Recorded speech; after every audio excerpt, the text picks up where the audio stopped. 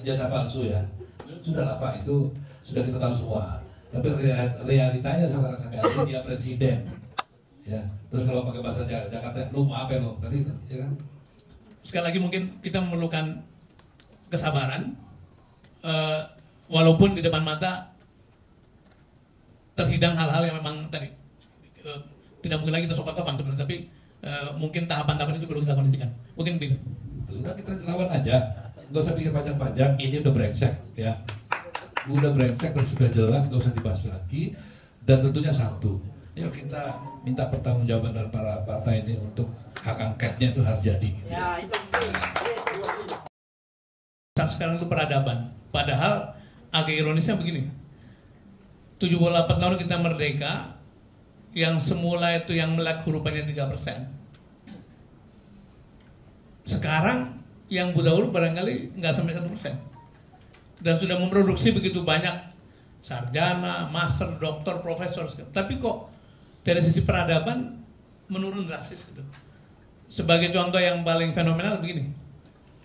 Tahun 1945 itu ada satu foto. Itu berjejer begini, ada Bung Karno, ada Bung Hatta, ada Pak Natsir, ada Agus Salim, ada Ali Sastroamidjojo, ada Panglima Sudirman dan sebagainya. Kira-kira ada 7 orang atau 8 orang.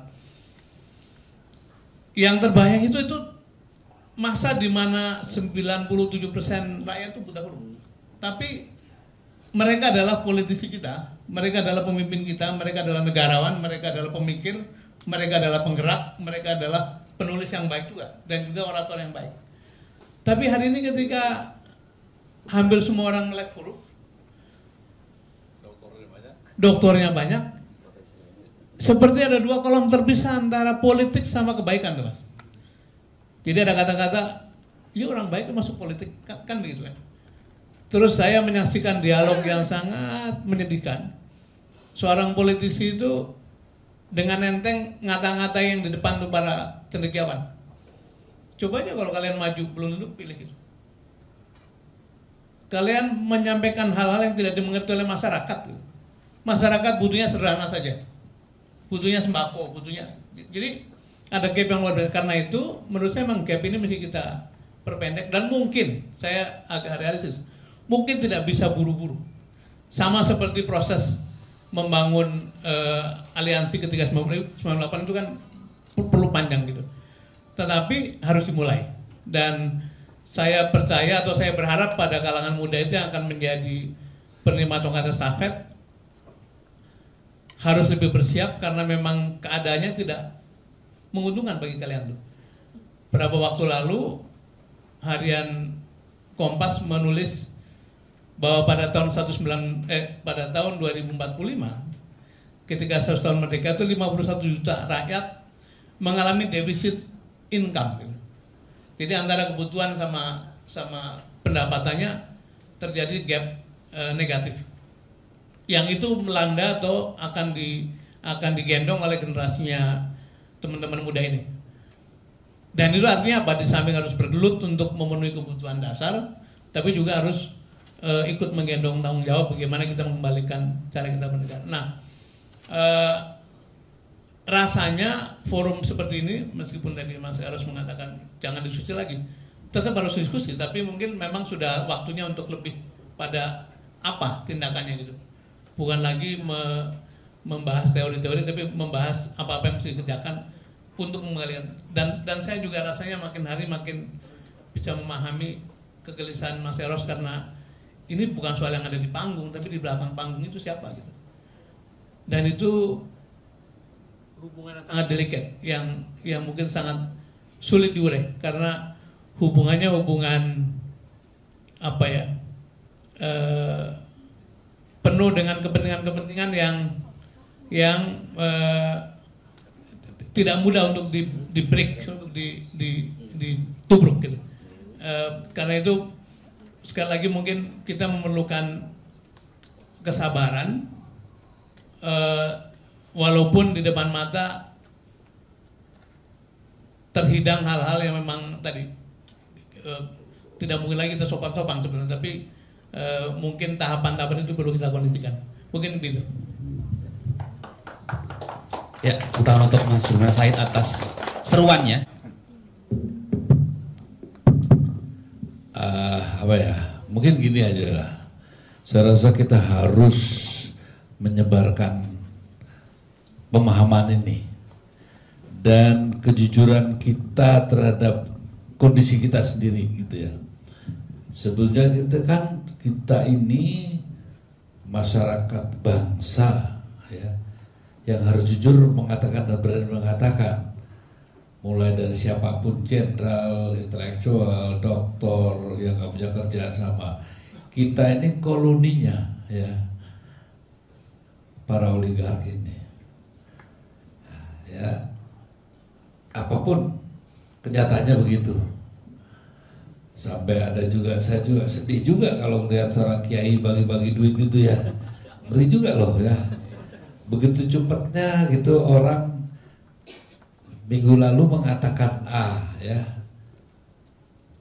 2 minggu kemudian setelah dikasih oleh-oleh pangkat itu ya, bisa ngomong yang sangat berbeda. Ya itulah mental kaum orang-orang yang terjajah kan begitu ya. Jadi kita ini, ayolah kita bebaskan ya dari mental penjajah ini ya. Dan kita dijajah bukan bangsa lain seperti Nehru katakan, Bung Karno katakan, bangsa sendiri gitu ya. Jadi kesadaran bahwa kita ini orang jajahan itu harus jangan mentang-mentang dia profesor lah gitu ya. Banyak juga saya kenal itu, masa ada rektor kayak begitu gitu kan. Yang mental rektornya universitas jajahan gitu loh ya. Doktor-doktornya dia doktor-doktor komunitas orang jajahan yang tidak mau mengatakan saya dijajah, saya seorang merdeka. Makanya kalau bilang merdeka, padahal orang jajahan itu. Nah, kesadaran itu dulu yang kita bangun. Saya begini, pengertian diskusi penting lah. Tapi boleh yang mengarah gitu ya pada satu hal yang lebih konkret. Ini contohnya nih, Pak Mas Sudirman, saya usul nih. Ya pakai 01 dulu gak apa-apa lah, gak apa-apa. Dan juga rakyat, ini kesadaran seluruh Indonesia kok ya. Nah di kelompok Banteng tuh gini, jarang ngaji Pak, jarang ya. Nah, nanti kalau pas puasa ini, itu setiap malam ada panggung tuh ya. Cobalah gunakan panggung itu penyadaran seperti ini, gerakan perlawanan, gitu ya. Yang terbuka aja. Tapi tidak dengan menghasut kan Pak ya, dengan satu data-data fakta-fakta objektif setiap hari itu yang tidak dimiliki oleh 03 Pak. Tapi pendukung-pendukung, kalau KW-KW ini biasa gitu Pak, di Banteng seruduk ngombe, serumbuk ngombe gitu, ngombe itu minum gitu. Tapi untuk sembahyang, untuk ngaji itu kadang-kadang gitu masih banyak yang malu-malu lah gitu ya. Tapi kalau di sini kan satu hal yang strategis, katanya suruh yang konkret-konkret usulnya. Jangan cuma diskusi aja itu loh. Cobalah ini, Pak Sudirman kan bosnya itu ya di kelompok itu ya. Bikinlah program ya, program tarawih ya dengan ceramah tertentu. Nah saya berani menanggung juga kalau harus. Siapa nanti yang pikul dosanya kalau itu, saya daftar Pak. Saya juga mau lah, gak apa-apa lah. Mikul dosanya juga kok dibuat ceramah begitu. Karena saya yakin Tuhan gak suka Pak sama kezaliman itu ya. Dan rasa Tuhan juga memerintahkan umatnya yang taat itu untuk membebaskan yang segala bentuk penjajahan dan penghinaan terhadap kemanusiaan. Sehingga tarawih itu sangat strategis untuk kita lakukan gerakan itu. Saya setuju Pak, kita sabar. Tapi kesabaran itu terlalu lama. Kesabaran itu sudah kita rasakan 15 bahkan 10 tahun yang lalu yang lebih konkretnya. Jadi kesabaran revolusioner itu yang saya harapkan. Artinya menyusun gitu ya. Kayak Jumur tuh menyusun tiap hari. Cuman hobinya sama kelompoknya aja Pak. Nah, yang dia tawarkan sama Mbak kita tidak diperhatikan. Ini seluruh elemen bangsa Pak. Percayalah, banyak itu para tentara-tentara TNI itu yang gelisah juga sama kayak kita. Cuman nggak berani karena dipecatnya konkret Pak. Ya, ada pejabat tertentu dari kepolisian, dia buka sedikit melanggar diganti Pak besoknya, ya konkret. Nah tapi the silent majority sekarang bisa kita katakan silent majority ya. Banyak juga itu di TNI yang bayangin ya, dia sudah merasa ini giliran gue nih gitu ya. Tiba-tiba adik kelasnya yang 3 di bawah langsung naik. Apa itu nggak dongkol Pak? Jadi ada yang namanya seperti bara dalam sekam itu sekarang ya. Saya rasa juga banyak kok gitu kan. Kayak tidak tahu itu maaf saja, mungkin banyak yang di bawah gitu ya. Tapi juga ada kaum intelektual ataupun para petinggi juga yang karena lidahnya terlalu panjang gitu, dia juga berani mengatakan apa-apa kecuali memuji setinggi langit ya. Saya sih terus terang saja kalau saya disuruh jelekin Pak Jokowi, ya pilih-pilihlah. Karena ada juga yang dikerjakan yang baik ya. Kita hargailah apa yang sudah beliau kerjakan. Tapi pada saat perusakan terjadi kita katakan Pak Jokowi, sampai yang ngawur ini tau gitu loh. Ya tuh. Contohnya Pak ya, ini quick count baru 1 hari, dia sudah nongol gitu ya. Itu kan legitimasi politik diberikan. Kalau itu nggak usah ada pemilu deh, saya bilang. Nanti setiap pemilu Pak, gampang Pak, diusulkan aja Pak. Begitu quick count selesai, udah nggak usah ada apa-apa lagi. Karena sudah legitimate semuanya. Pidatonya juga malamnya langsung tuh. Wih, kok bisa banyak gitu ya di Senayan gitu ya. Ini kan luar biasa Pak. Jadi negara sihirnya sekarang ini Pak ya.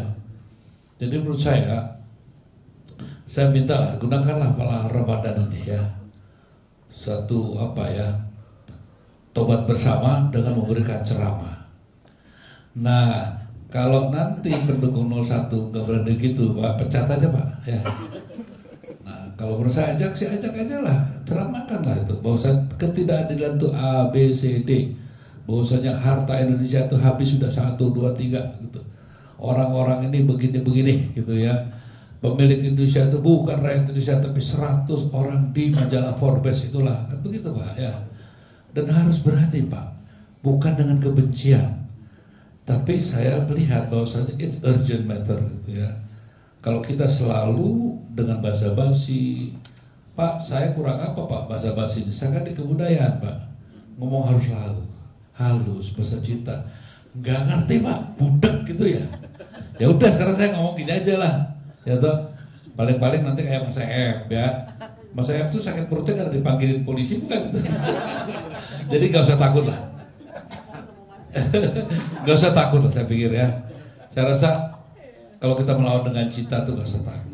Artinya kalau saya katakan kepada Pak Jokowi, please be careful. You are the President of Republic Indonesia, no longer direktur dari sebuah pabrik mebel. You are the President, ya. Segala gerak Anda menjadi contoh dan panutan. Nah sekarang ini kok golek perkara terus itu ya, golek perkara Pak. Gitu.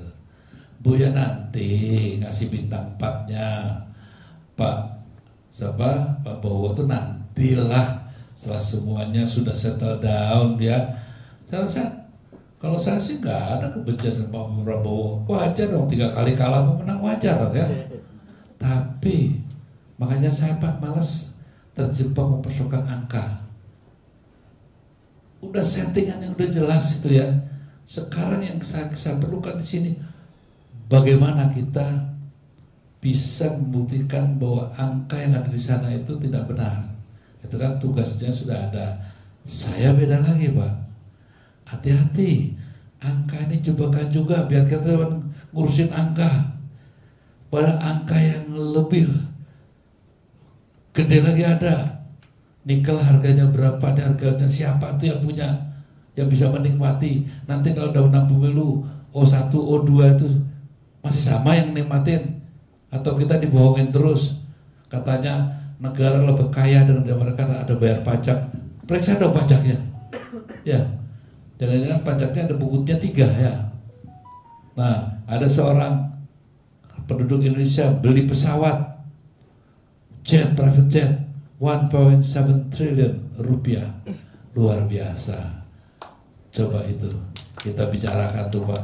Udahlah Pak, tolong Pak, sudah deh. Saya bilang saya sabar Pak, gitu kan. Tapi kesabaran yang revolusioner itu yang saya harapkan. Sehingga kalau kita nanti berpisah Pak, sekarang nanti habis di ruang ini, mari Pak berpisah untuk menyusun. Itu yang saya harapkan. Terima kasih Pak. Luar biasa, konkret sekali ya usulannya. Capres kan gitu kan. Kan pada waktunya selesai. Begitu Mas Ganjar barangkali. Jadi kita mesti menjahit satu platform baru yang isinya dari bermacam-macam. Karena kalau kita terus berjuang untuk masing-masing nomor, nanti kalau perjuangan sukses siapa yang maju? Ganjar atau Anies? Itu akan muncul konflik baru. Jadi kalau saya usulnya adalah malahan kita ini harus terus menjahit berbagai warna, berbagai kepentingan politik untuk yang lebih besar tadi, untuk Indonesia gitu. Jadi perjuangan kita ke depan, saya dan kawan-kawan barangkali bukan lagi memperjuangkan kemenangan Pak Anies. Pak Anies itu sudah ada logikanya sendiri lewat MK, lewat angket dan sebagainya, itu urusan partai politik. Jadi kita ingin memasuki satu era baru di mana yang kita perjuangkan adalah bagaimana demokrasi selamat, bagaimana Indonesia selamat, bagaimana kembali pada konstitusi.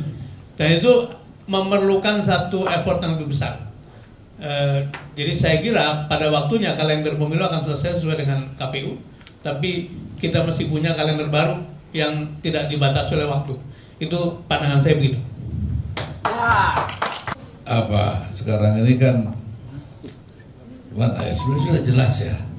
Cuma karena kita ini senang bertanya, senang ini gitu ya. Ini udah jelas itu ya. Oke, kita gini deh, kalau mau diinstruksikan, dukunglah kita civil society atau apapun namanya ya. Yuk kita minta pertanggungjawaban dari para partai ini untuk hak angketnya itu harus jadi. Gitu ya.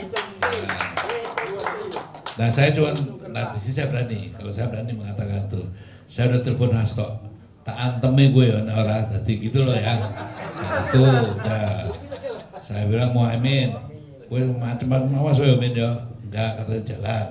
Ya catat aja nih, saya ngomong ya. Kalau enggak nanti bilang gitu, itu Mas Servo yang ngomong, ya Mas saya ngomong, dia yang ngomong juga sama saya, ya kan? Nah apalagi, bewok saya belum pernah ketemu gitu ya, karena susah juga ditelepon tuh ya.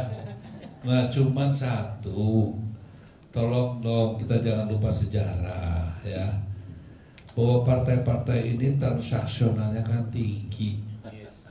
Kita jangan determinasi gerak kita itu diserahkan ke mereka. Mereka itu perlu dukungan kita, ya kan? Jadi jangan terbalik. Kita jangan jadi objeknya mereka, tapi kita menjadi subjek perubahan, gitu kan? Jadi bukan seperti yang sering kita bayangkan bahwa oh ini kan partai di depan dong. Kalau perlu lu ikutin aja deh karena lu nggak jelas tuh kan gitu kan, ya. Artinya begini loh, be realistik aja lah ya. Bayangkan seorang lu maki-maki Jokowi kayak apa? Dikasih menteri langsung Pak Jokowi hebat luar biasa, ya. Wah jiwanya kayak malaikat, bisa gitu ya. Masih mau percaya? Atau kita sebagai civil society stand up the people, gitu kan? Kata John Lennon ya, lawan. Kan itu. Kalau nggak berani ya udah nggak usah ngomong lah gitu ya, bikin pusing, ya kan? Makanya saya bilang juga, tanya nih Jumur nih ya, ini orangnya nih. Kadang-kadang berjuang harus ada strategi toh ya, taktik. Saya suruh melepas dia nih, buru-buru itu kan gue yang melepas di Bandung harusnya ya. Tapi strateginya nggak jelas. Saya bilang, lo ngapain dari Bandung? Kan ausdaur kita juga harus dipikirkan gitu ya. Jangan romantis itu loh ya. Berjuang hari ini kok romantis itu kan. Di sana cash in, cash outnya juga luar jelas. Kita masih romantis ya. Itu biar urusan mereka-mereka yang sering nangis saja lah ya. Tapi kita orang lapangan kan, ya nggak Jumar ya? Udahlah, jangan terlalu gimana gitu. Udah kita lawan aja, nggak usah pikir panjang-panjang. Ini udah brengsek ya, udah brengsek dan sudah jelas, nggak usah dibahas lagi. Dan tentunya satu, saya tetap setuju Pak ya, tetap di garis konstitusi. Nah, saya tegaskan lagi nih Pak, bahkan bilang konstitusi dia menurut Pak Sarna kan baik-baik saja. Nah, dalam hal ini mungkin kita harus beda sedikit, karena buat saya konstitusi sekarang ini kan jangan lagi bilang ketok 45 dong. Kalau konsisten ya konstitusi 2002 kan itu yang lebih enak benernya ya, lebih gentle. Jadi kita betul-betul mengacu pada konstitusi yang benar dan kita sepakati. Jadi pengertian dalam saya yang saya tawarkan, konstitusi pengertian yang saya pahami berdasarkan konstitusi yang tidak menyimpang ya dari roh jiwa sukma dan pemikiran yang tertampung dalam preambul Undang-Undang 45 yang diterjemahkan dalam pasal-pasal sebagai yang nantinya pijakan operasional berbangsa dan negara sebagaimana tahun 45. Bahwasanya ada amandemennya, jangan dihapus dong yang 45-nya. Ya, ditambahkan saja yang kita bisa perdebatkan gitu. Tapi kalau sekarang kan sudah dihapus, jadi nggak ada lagi. Menurut saya udah nggak lagi tuh. 45 udah nggak ada lagi. 2002, kenapa kita tidak berani mengatakan itu? Nah, bagi saya itu pun masih ada masalah. Tapi udahlah, itu nanti perdebatan nanti. Cuma satu hal yang saya harapkan sekarang begini. Saya rasa Pak Duman saya punya akses, saya punya akses juga. Ayolah sama-sama kita ya. Nanti kita seperti Pak Sandra bilang dan seluruhnya ya, Polri kayak TNI kayak gitu ya, banyak kok, nggak usah khawatir deh. Nggak usah khawatir deh. Sekarang ini ya kan, ya orang lagi lucu-lucunya diam aja dulu lah ya. Tapi wait, the game not over yet. The game not over yet. Satu hari pasti jawaban itu akan terjadi. Jadi percayalah, dari dulu nama-nama kedoliman itu pasti tumbang. Kenapa takut itu? Jadi tolong saya minta, kalau saya bilang tadi maaf, katakan saya waktu pertama ya, saya kalau diskusi dengan macam-macam, sebetulnya itu hanya sinikal aja ya. Karena saya diundang seminar kemana-mana, ya toh. Berakhirnya apa? Ributnya di WAK itu ya. Tapi menyusun gerakannya nggak ada. Jadi di WAK itu juga bahaya itu. Dia tulis WAK itu seolah-olah sudah bergerak. Iya, di WAK itu kan banyak benar. Wah, kita harus begini. Gak pernah tuh aku lihat tuh begitu turun ke jalannya, si narti lagi ya. Nah itu yang saya juga coba pikirkan bersama. Mudah-mudahan satu yang saya minta ini. Saya juga lagi mikir ya Pak. Saya jelas kok orangnya ya. Kita mau bergerak. Sorry tuh ya, rajin juga. Ayo kita bergerak sekarang. Air aja dipegang tangannya nggak ngucur, apalagi duit. Cuma ngomong doang Pak ya.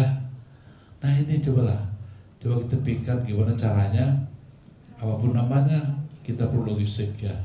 Bisa nggak kita sama-sama semua nih? Ayo dong kita sama-sama ya. Artinya kalau berjuang tuh jangan tanggung-tanggung lah ya. Apa yang saya berikan mungkin tidak banyak, tapi saya akan berikan. Berani nggak teman-teman gitu? Jangan cuma ngomong doang nih Wak ya. Buta berjuang. Datang aja suruh gini Pak bikin acara Pak ya. Jangan lagi itu saya bukain itu Pak apa kotak itu kotak sumbangan alhamdulillah kosong. Yang datang 300 alhamdulillah kosong. Dari situ harus kelihatan kualitas gerakan kita. Komitmen bersama kita nggak ada. Nah itulah makanya kenapa saya harus ngomong seperti ini. Yang jadi budayawan kan beliau satu. Nah, saya jangan nakal ya apa-apa ya. Dan saya itu aja. Terima kasih atas undangan ini. Mudah-mudahan ini pertemuan yang akan berkembang menjadi pertemuan.